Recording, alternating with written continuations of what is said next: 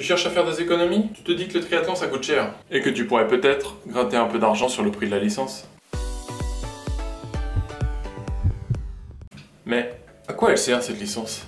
Elle sert à financer ta fédération et ton club. Pour ce qui est de la fédération, elle se décrit elle-même comme ayant 4 grands rôles. Le premier, comme toute fédération, c'est d'ouvrir la pratique de ces sports au plus grand nombre.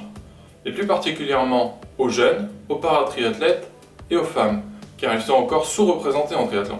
Ça se traduit par des labels, comme le label École de triathlon pour les clubs et le label Triathlon féminin pour les épreuves. Le deuxième rôle, c'est le service, aux licenciés, aux clubs et aux organisateurs.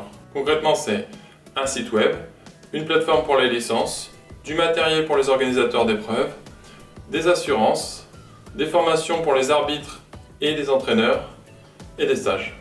Bref, tout ce qui va aider de près ou de loin les licenciés et les clubs dans leur fonctionnement. Le troisième rôle, c'est de faire briller ces élites dans les compétitions internationales et olympiques. Car avoir des résultats est le meilleur moyen d'avoir une exposition médiatique. Tu fais briller tes athlètes pour que tes athlètes fassent briller leur sport. Quand tu y réfléchis, il y a clairement des sports dont on ne parlerait jamais si leur star n'existait pas. Pas de biathlon sans Martin Fourcade. Pas de décathlon sans Kevin Meyer.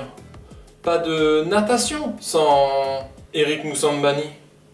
Et son dernier rôle est de communiquer autour de tout ça, d'exister dans les médias et sur les réseaux sociaux.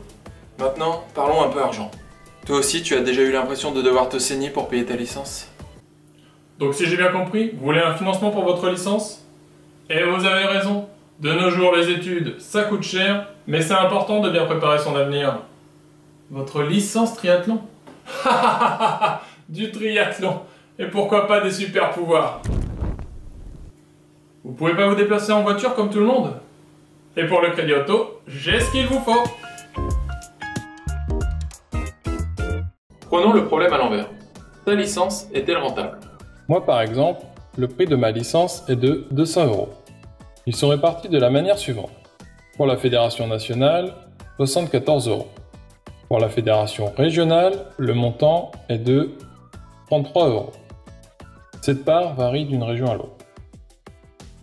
Et la dernière part revient à mon club, c'est-à-dire 93 €. La part fédérale me permet de ne pas souscrire de licence journée lors des compétitions. Le montant de cette assurance varie selon la distance de l'épreuve. Sur les compétitions que j'ai réalisées l'an dernier, cela représente un total de 90 €. La part club me permet de profiter gratuitement de créneaux natation, d'une sortie club et de réduction sur les tenues, ce qui représente une économie de 80 €. Dans mon cas, je suis presque à l'équilibre. On peut dire que ma licence ne me coûte que 30 €, ce qui correspond à l'écart entre le prix de ma licence et les économies qu'elle m'a permis de réaliser. Et toi, si tu fais le même calcul, ta licence te coûte de l'argent ou elle t'en rapporte? Laisse-moi le résultat en commentaire.